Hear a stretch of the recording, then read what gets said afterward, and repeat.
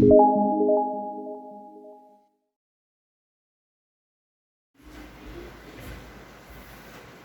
बच्चों, आज हमारा जो टॉपिक है that is the type of vector.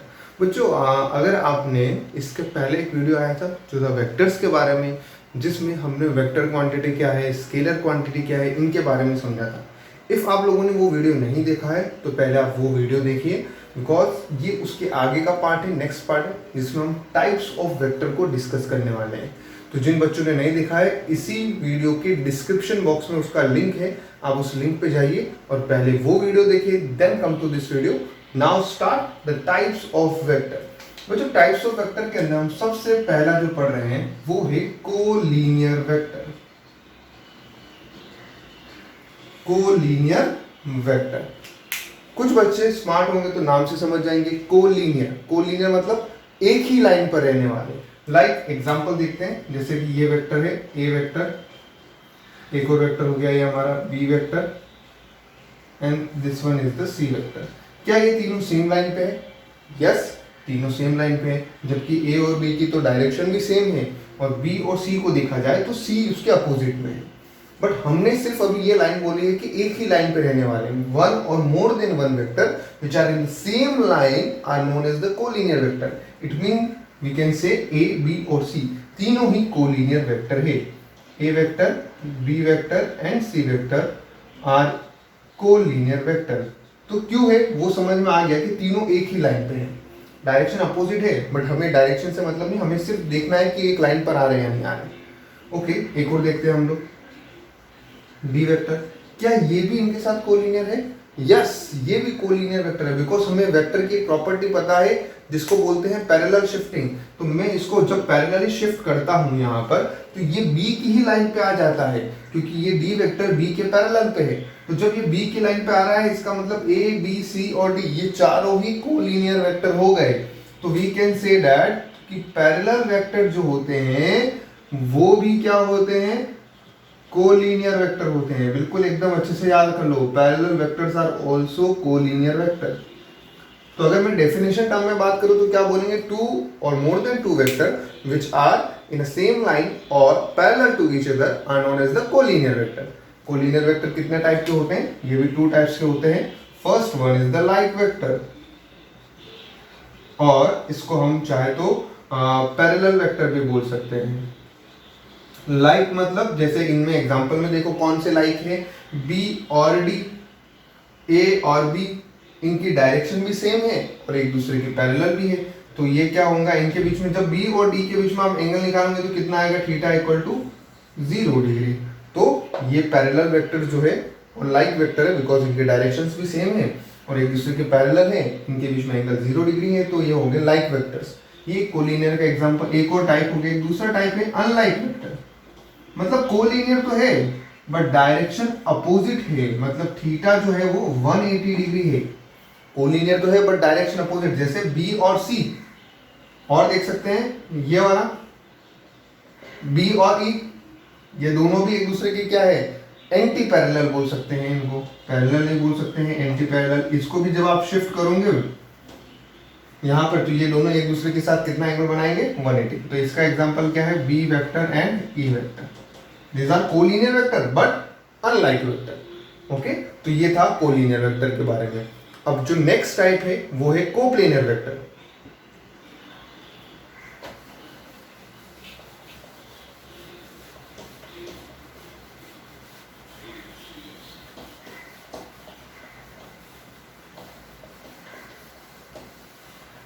तो देखते हैं कोप्लेनर वेक्टर क्या है। सेकंड जो है हमारा कोप्लेनर वेक्टर। कोप्लेनर, बेटा कोप्लेनर। अब यहां पे अगर आप देखते हो तो प्लेन की बात किया गया है। प्लेन मतलब क्या हो गया? टू डायमेंशन सरफेस, जिसको बोल सकते हैं, मान लो ये एक्स वाई प्लेन है, 2D है ना, 2D बात कर रहे हैं, टू डायमेंशन की बात कर रहे हैं, एक्स वाई ये सरफेस हो गया, ये प्लेन हो गया।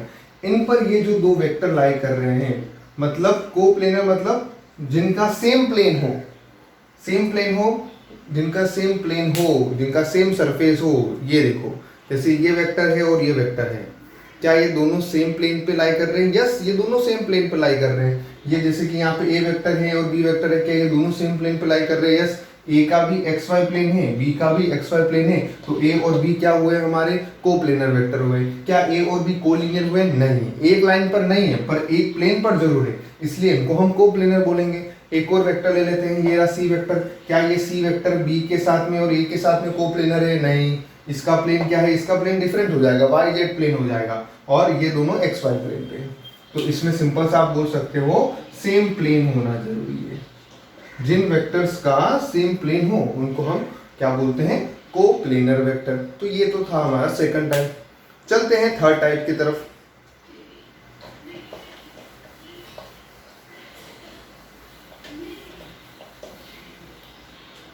जो हमारा थर्ड टाइप है दैट इज इक्वल वेक्टर। अब इक्वल वेक्टर्स आप किसको बोलोगे? थोड़ा सा स्मार्टली और दिमाग लगा के प्ले करो। इक्वल वेक्टर्स बोला हुआ है, इक्वल कब हो सकते हैं? वेक्टर में क्या क्या होता है पहले तो ये सोचो, वेक्टर में क्या क्या होता है। देखो वेक्टर में अगर मैं देखूं तो मुझे एक तो वहां पर मैग्नीट्यूड मिलता है, बिल्कुल, और उस मैग्नीट्यूड में भी दो चीज है, एक तो वो नंबर होता है जो हमारा, और दूसरा होता है हमारे यूनिट, ठीक है, और दूसरी क्या है हमारे पास में? डायरेक्शन। अब अगर कोई वेक्टर इक्वल है तो क्या क्या इक्वल होने चाहिए? वो नंबर भी इक्वल होना चाहिए, यूनिट भी सेम होनी चाहिए, और डायरेक्शन भी सेम होनी चाहिए। क्या ये तीनों कंडीशन सेटिस्फाई होगी तभी हम उसको इक्वल वेक्टर बोलेंगे। कोई भी दो वेक्टर्स जो है उनको इक्वल कब बोला जा सकता है? जब नंबर सेम हो, यूनिट सेम हो, और डायरेक्शन भी सेम हो, तो उसको हम उन दोनों वेक्टर को क्या बोलेंगे? Unit vector.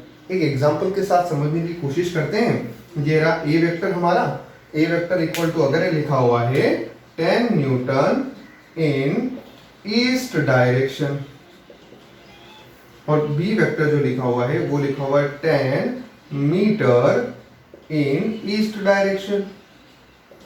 क्या ये दोनों वेक्टर हमारे इक्वल हुए? देखते हैं, लेट्स चेक। नंबर सेम है, बहुत बढ़िया, नंबर तो सेम है, ठीक है।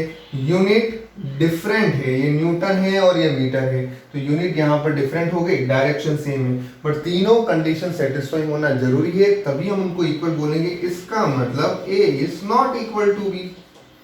अगर यहाँ पर मीटर की जगह पर न्यूटन होता तो हम बोल देते हैं कि A is equal to B. Clear है? नंबर भी सेम, यूनिट भी सेम, और डायरेक्शन भी सेम। इन शॉर्ट मैग्नीट्यूड और डायरेक्शन दोनों इक्वल है, इसीलिए इन दोनों वेक्टर को हमने क्या बोला? इक्वल वेक्टर बोला। ठीक है, तो अब चलते हैं नेक्स्ट जो हमारा फोर्थ टाइप है, बड़ा इंपॉर्टेंट है। लेट्स सी, देखते हैं क्या है। तो अभी तक हमने तीन टाइप तो पढ़ लिए है ना, तीन टाइप हमने पढ़े।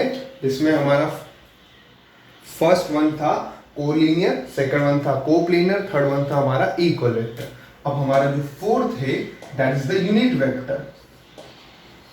बच्चों ये बड़ा काम का है ना, बड़ा इंपॉर्टेंट है। इसके ऊपर आप चाहे तो जो आपको बनाना है, सन, मून, जुपिटर, स्टार, सब बना लो। इंपॉर्टेंट, बहुत इंपॉर्टेंट। यूनिट वेक्टर को समझने की कोशिश करते हैं। पहली बात, नाम में ही लिखा हुआ है यूनिट। यूनिट मतलब क्या होगा? जिसका मैग्नीट्यूड क्या हो बच्चों? 1 हो। मैग्नीट्यूड इज 1, जिसका मैग्नीट्यूड 1 हो। पहली बात तो यूनिट वेक्टर का मैग्नीट्यूड होता है 1, ये एक चीज दिमाग में फिट कर लो। अब जब मैग्नीट्यूड 1 है तो डायरेक्शन दिखाने के लिए काम आ रहा है, it indicates direction only, indicates direction only. मतलब अल्टीमेटली जब भी आप यूनिट वेक्टर की बात कर रहे हो तो ये आपको डायरेक्शन बताने के लिए काम आता है। ऐसा क्यों, उसको समझने के लिए एग्जांपल देखते हैं। मान लो आप अपने आप को ही ले लो, कोई एक स्टड सा लड़का है हमारे, मस्त, ठीक है, ये रहा हमारा स्टड, और यहाँ पर हम शानदार सी हीरोइन को रख देते हैं कोई, या आप लोगों की कोई भी फेवरेट हीरोइन, आलिया भट्ट, ये और कौन हीरोइन है, कैटरीना कैफ, ये हो गई हमारे दीपिका पादुकोण, और ये हो गई हमारे श्रद्धा कपूर। तो चारों हीरोइन आ गई हमारे। बिल्कुल अभी ध्यान से देखना, ये लड़का हमारा स्टड है। तो चारों लड़कियां इस लड़के को पसंद करती है। मान लो आप अपने आप को ही रख देना, इमेजिन कर देना कि यार ये चारों लड़के, ये जो चारों हीरोइंस है ये आपको पसंद करती है। अब आपके ऊपर चॉइस है कि आपको किस तरफ जाना है, और हम सब लोग देख रहे हैं आपको, ठीक है, कि कौन सी डायरेक्शन में जाएगा, किस हीरोइन के पास में जाएगा। ये कब पता चल जाता है आपको, कब पता चल जाता है कि ये इस तरफ जा रहा है? शायद अगर ये एक स्टेप चल जाए, सिंगल वन स्टेप, मान लो उसने single one step Alia Bhatt की तरफ चल दिया, क्या आप आइडेंटिफाई कर जाओगे कि इसकी डायरेक्शन ईस्ट है? सिंगल वन स्टेप में, ओनली वन स्टेप ही चला है, मोर देन वन स्टेप की तो बात नहीं आ रही, सिंगल वन स्टेप में आप समझ जाओगे यार ईस्ट डायरेक्शन में। जैसे ही ये वन स्टेप चला तो आप समझ गए कि ये जाने वाला है आलिया की तरफ, मतलब ईस्ट डायरेक्शन में जाएगा। तो इसका मतलब क्या है? यूनिट वेक्टर का बेसिक जो मेन काम है वो है डायरेक्शन दिखाना। क्या है वो काम? डायरेक्शन दिखाना। और इसीलिए इसका मैग्नीट्यूड 1 ही होता है, बट ये क्या इंडिकेट कर देता है? डायरेक्शन दिखा देता है। ओके, मतलब ये समझ में आया कि यूनिट वेक्टर हमें डायरेक्शन दिखाता है और इसका मैग्नीट्यूड होता है 1। ये दोनों लाइन पहले याद रखनी है, ठीक है? चलो अच्छी बात है। तो अब इसका रिप्रेजेंटेशन क्या होगा वो भी समझ लेते हैं। तो मान लेते हैं लेट एनी वेक्टर ए, कोई ए वेक्टर है जिसके पास में मैग्नीट्यूड भी होगा और डायरेक्शन भी होगी, ठीक है? तो इस ए वेक्टर का यूनिट वेक्टर क्या होगा? तो इसका यूनिट वेक्टर को कैसे रिप्रेजेंट करेंगे? हम यूनिट वेक्टर के रिप्रेजेंटेशन की बात कर रहे हैं यहाँ पर, ये ध्यान रखना, बड़े ध्यान से समझने की कोशिश करेंगे बच्चों। हम रिप्रेजेंटेशन ऑफ यूनिट वेक्टर देखने वाले हैं। कोई भी वेक्टर है ए, आपको मैंने वेक्टर का रिप्रेजेंटेशन ऑलरेडी समझा दिया है, ए के ऊपर एरो बना दिया है छोटू सा, तो ये दिखा रहा है कि ये वेक्टर क्वांटिटी है। उसका यूनिट वेक्टर को किस तरह से रिप्रेजेंट किया जाएगा? जैसा कि हमें पता है कि यूनिट वेक्टर हमें क्या दे रहा है? डायरेक्शन दे रहा है, और जो लाइफ में डायरेक्शन दे उसे हमें रिस्पेक्ट देनी बड़ी जरूरी है। तो हमने इसको रिस्पेक्ट दे रहे हैं, तो रिस्पेक्ट देने के लिए हमने एक ऊपर टोपी पहना दी है, टोपी मतलब कैप पहना दी है। तो अब यूनिट वेक्टर का रिप्रेजेंटेशन क्या हो गया? A cap. अगर वेक्टर ए है तो मान लो यहाँ बी वेक्टर होता तो क्या लिखते हैं? B cap. एफ वेक्टर होता तो क्या लिखते हैं? F cap. तो कैप जो दिखा रहा है वो यूनिट वेक्टर का रिप्रेजेंटेशन बता रहा है। तो ये बोलना चाह रहा है कि इस क्वांटिटी का मैग्नीट्यूड होगा 1, और ये क्या इंडिकेट करेगा? डायरेक्शन इंडिकेट करेगा। कैसे बोलते हैं इसको? कैप बोला जाता है, जैसे ए कैप। तो ये तो क्लियर हो। चलो एक एग्जांपल के साथ समझ लेते हैं। जैसे कि कोई ए वेक्टर है जो हमने लिखा 10 न्यूटन इन ईस्ट डायरेक्शन। तो ए कैप क्या होगा? मैग्नीट्यूड को आप बंद कर दो बच्चों, 1 newton in east direction. Are you getting my point? तो ये दिखा दिया इसने डायरेक्शन, तो मैग्नीट्यूड 1 ही है। और ये क्या दिखा रहा है? ए कैप सिर्फ क्या दिखाना चाह रहा होगा? मैग्नीट्यूड तो बता नहीं रहा, बिकॉज मैग्नीट्यूड तो यहाँ पर 10 है एक्चुअल में देखा जाए तो। ये ए कैप से हम लोग बता दिया कि यार अच्छा ये ईस्ट डायरेक्शन में है। तो अब आपके मन में क्वेश्चन आ रहा होगा कि सर मैं वेक्टर यूनिट वेक्टर कैसे फाइंड आउट करूं? तो बिल्कुल सिंपल है यार, आप देखो ये क्या है? डायरेक्शन है, और इसका आपको देख के पता लग रहा होगा कि इसका जो मैग्नीट्यूड है ए जो है वो है 10 न्यूटन। इफ मैं इस मैग्नीट्यूड को इस डायरेक्शन के साथ मल्टीप्लाई कर दूं तो क्या मुझे वेक्टर नहीं मिलेगा? बिल्कुल मिल जाएगा। तो हम लोग बोल सकते हैं कि अगर मुझे यूनिट वेक्टर निकालना है, फॉर्मूला बड़े दिमाग में दिल में बैठा देना है कि that unit vector equal to vector upon its magnitude, vector upon its magnitude. Vector divide by magnitude जो होगा हमारा यूनिट वेक्टर, जैसे ए कैप लिखा है तो उसको लिखा जाएगा ए वेक्टर अपॉन इट्स मैग्नीट्यूड। और आपको पता है मैग्नीट्यूड का सिंबल, हम लोग उसको सिंपली ए लिख सकते हैं या फिर वेक्टर के आगे मोड लगा देंगे तो भी वो मैग्नीट्यूड का रिप्रेजेंटेशन हो जाएगा। मैंने सिंपल ए लिख दिया यहाँ पे। तो ये रहा हमारा फॉर्मूला। तो फॉर्मूला बन के रेडी है। यूनिट वेक्टर क्या देता है? डायरेक्शन, वो भी समझ चुके हैं हम लोग। अब पहले एक वेक्टर का एक और टाइप है वो समझ लेते हैं, फिर एक न्यूमेरिकल कराता हूँ मैं आपको। तो फिफ्थ जो टाइप है, नहीं इससे पहले एक और बता देता हूँ, फिफ्थ टाइप से पहले कि यार सर एक्स डायरेक्शन में क्या लिखेंगे यूनिट वेक्टर को, वाई में क्या लिखेंगे, जेड में क्या लिखेंगे, वो भी रिप्रेजेंटेशन है, तो वो भी समझते हैं पहले।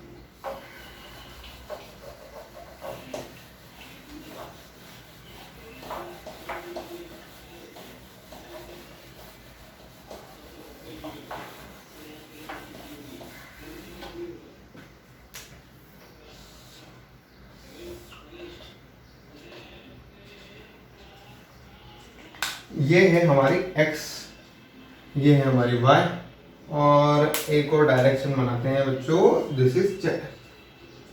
डन। एक्स डायरेक्शन को किससे रिप्रेजेंट कर रहे हैं बच्चों? आई कैप। ये बच्चा बोलेंगे सर ये आई कैप क्या है? आई कैप ये यूनिट वेक्टर का रिप्रेजेंटेशन है। जब भी आपको एक्स डायरेक्शन बतानी होगी तो आप कैसे लिखोगे? आई कैप। वाई डायरेक्शन के लिए क्या लिखोगे? जे कैप। जेड डायरेक्शन के लिए क्या लिखोगे? के कैप। बेस्ट है। अगर पॉजिटिव एक्स में जा रहा है तो पॉजिटिव आई कैप, नेगेटिव एक्स में जा रहा है तो नेगेटिव आई कैप, और नेगेटिव वाई में जा रहा है तो नेगेटिव जे कैप, और नेगेटिव जेड में जा रहा है तो नेगेटिव के कैप। ये रिप्रेजेंटेशन है। तो अब से हम वेक्टर में जब भी पढ़ेंगे तो एक्स डायरेक्शन को हम आई कैप से रिप्रेजेंट करेंगे, वाई को जे कैप से, और जेड डायरेक्शन को के कैप से। Are you getting my point? ना तो ये हुआ एक सिनेरियो हमारा। अब चलते हैं एक और ब्यूटीफुल सा वेक्टर का टाइप जो है हमारा पोजीशन वेक्टर। ये पोजीशन वेक्टर क्या है? तो कुछ बच्चे स्मार्ट हैं तो समझ गए होंगे कि यार पोजीशन वेक्टर मतलब कुछ पोजीशन से रिलेटेड है।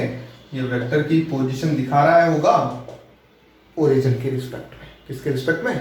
ओरिजिन के रिस्पेक्ट में। बड़ो बिल्कुल बिल्कुल बिल्कुल सही आ रहे हो, जोरदार जोरदार। ये रहा हमारा ओरिजिन। बच्चों आपने ग्राफ बनाया बचपन में, ये रहा ओरिजिन। यहाँ पे क्या होगा? कोऑर्डिनेट 0,0,0 होगी, और ये कोई पॉइंट है, दिस इज पॉइंट ए। मान लेते हैं इसके कोऑर्डिनेट लिख देते हैं कुछ भी 3, 2, 4। ये इसके कोऑर्डिनेट। ये कौन सा कोऑर्डिनेट हुआ बच्चों? एक्स वाला। ये कौन सा कोऑर्डिनेट हुआ? वाई वाला। ये कौन सा कोऑर्डिनेट हुआ? जेड वाला। टुंडो। अब ये जो ए पॉइंट है इनके कोऑर्डिनेट एक्स वाई जेड दिया हुआ है। अब इस ए पॉइंट की पोजीशन विद रिस्पेक्ट टू जो ओरिजिन दिखाऊं, पोजीशन वेक्टर किसको बोलेंगे? ये ओ ए वेक्टर।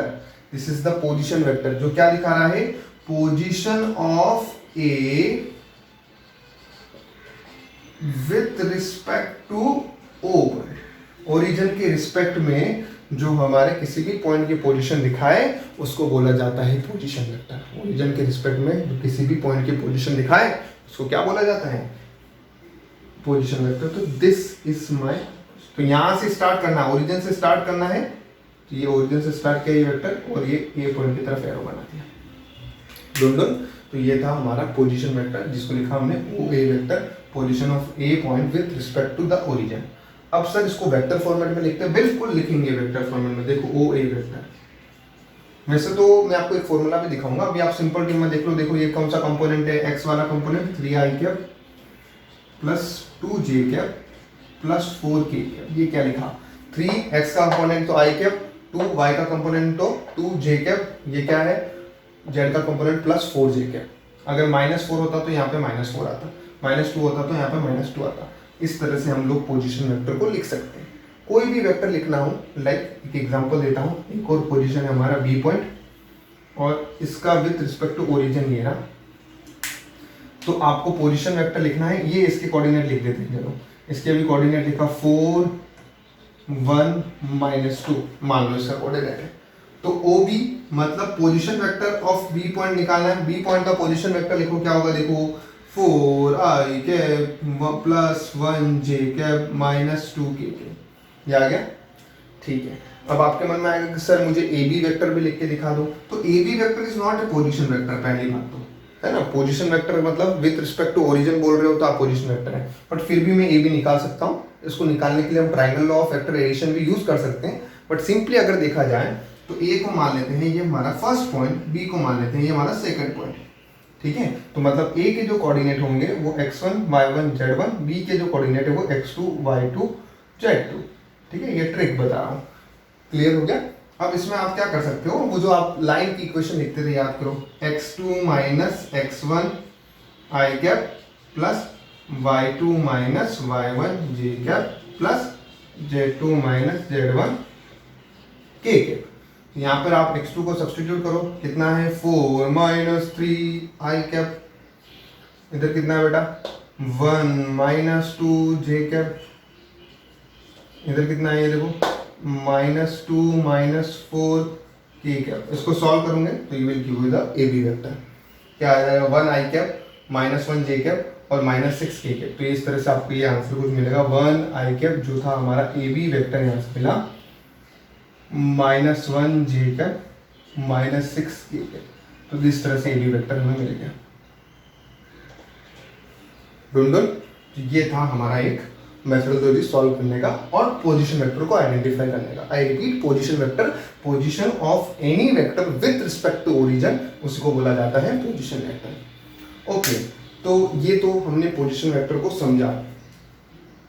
अब जो नेक्स्ट है हमारा, नेक्स्ट देखते हैं न्यूमेरिकल, एक हल्का सा छोटा सा न्यूमेरिकल प्यारा सा, कि यूनिट वेक्टर कैसे फाइंड आउट कर सकते हैं वो समझ लेते हैं अभी। मान लेते हैं कोई भी पॉइंट लिया हमने, ए कोऑर्डिनेट ले लेता हूं आपके लिए 3, 2, 4, ठीक है, X coordinate, Y coordinate, Z coordinate. ठीक है, क्या क्या फाइंड आउट करना है? पहले तो ए वेक्टर फाइंड आउट करो, ठीक है, पोजीशन वेक्टर इन शॉर्ट, उसका मैग्नीट्यूड फाइंड आउट करो और फिर आप यूनिट वेक्टर फाइंड आउट करो। सिंपल से समझ रहे होंगे, ए वेक्टर, मैग्नीट्यूड और यूनिट वेक्टर। वेक्टर मतलब क्या होगा? अब से आप सब समझ लो कि वेक्टर मतलब आपको आई कैप, जे कैप, के कैप की फॉर्मेट लिखना है। एक्स का कोऑर्डिनेट है तो 3 आई कैप, वाई का कोऑर्डिनेट 2 जे कैप, ये क्या होगा +4 के कैप। ये तो लिख दिया वेक्टर फॉर्म में।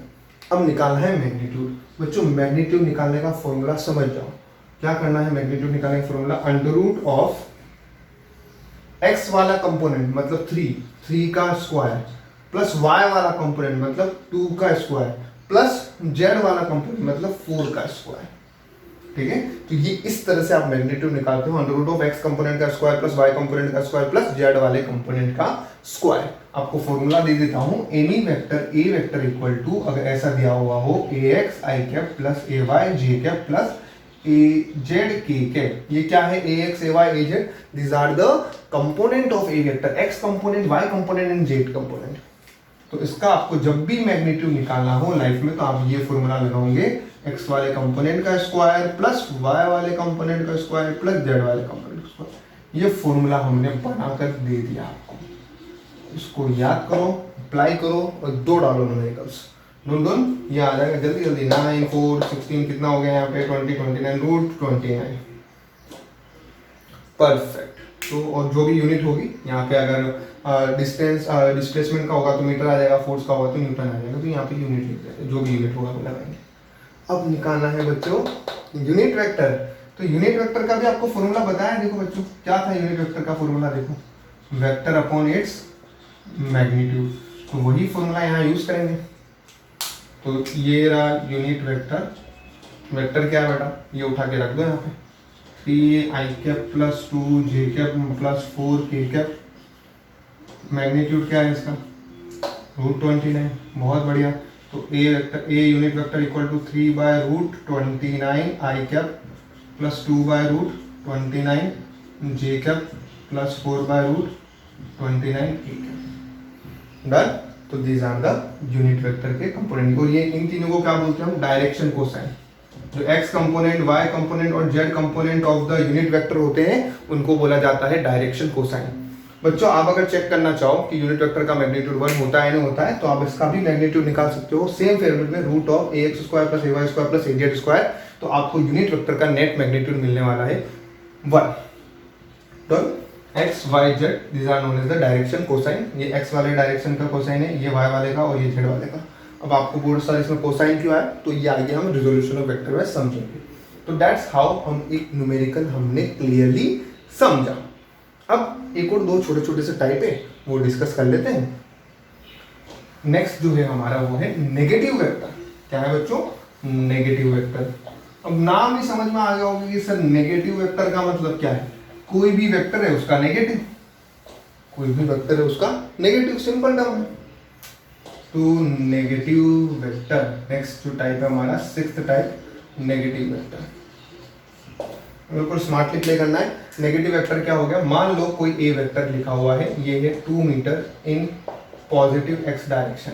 अगर मुझे पहले तो इसको वेक्टर फॉर्मेट में लिखना है आई कैप जे कैप की फॉर्मेट में, तो इसको ऐसे लिखूंगा 2 आई कैप, ठीक है ना, 2 आई कैप, ये मीटर की यूनिट होगी। अब बेटा इसका नेगेटिव वेक्टर लिखूंगा, मतलब माइनस ए वेक्टर, क्या होगा ये? -2 आई कैप। बहुत सही है। अब इसको लिखने का तरीका देखो, हमेशा वेक्टर में मैग्नीट्यूड कभी भी नेगेटिव नहीं होता है, मैग्नीट्यूड हमेशा पॉजिटिव होता है। तो ये नेगेटिव साइन किसके साथ जाता है? डायरेक्शन के साथ। मतलब डायरेक्शन क्या हुई? Minus I cap. Minus I cap का मतलब है नेगेटिव एक्स डायरेक्शन। तो are you getting my point? तो नेगेटिव वेक्टर्स क्या होता है?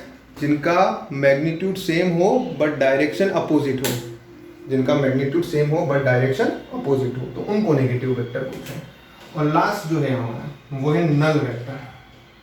7 नल वेक्टर। नल मतलब बेटा, नल मतलब जीरो। नल मतलब जीरो। तो नल वेक्टर का मतलब क्या होगा? जिनका मैग्नीट्यूड जीरो हो। क्या हो? जिनका मैग्नीट्यूड जीरो और डायरेक्शन आर्बिट्रेरी, नॉट डिफाइन बोल सकते हैं। डायरेक्शन नॉट डिफाइन, जिनके हम डायरेक्शन डिफाइन ना कर सकें उनको क्या बोलते हैं हम? Null vector. Sir null vector कहां से आया? अगर कोई भी वेक्टर है, जैसे ये ए वेक्टर ही है, अगर उसमें या तो मैं उसका नेगेटिव वेक्टर ऐड कर दूं या फिर ए वेक्टर में से ए वेक्टर को ही माइनस कर दूं, तो क्या आएगा? ए वेक्टर माइनस ए वेक्टर जीरो। अब जीरो लिखना है सही नहीं रहेगा, जीरो के ऊपर एरो बनाना पड़ेगा वेक्टर, बिकॉज ये नल वेक्टर के फॉर्म में बोलना पड़ेगा। बिकॉज वेक्टर में से वेक्टर माइनस करूंगा तो वेक्टर आएगा, इसलिए इसको बोलते हैं नल वेक्टर।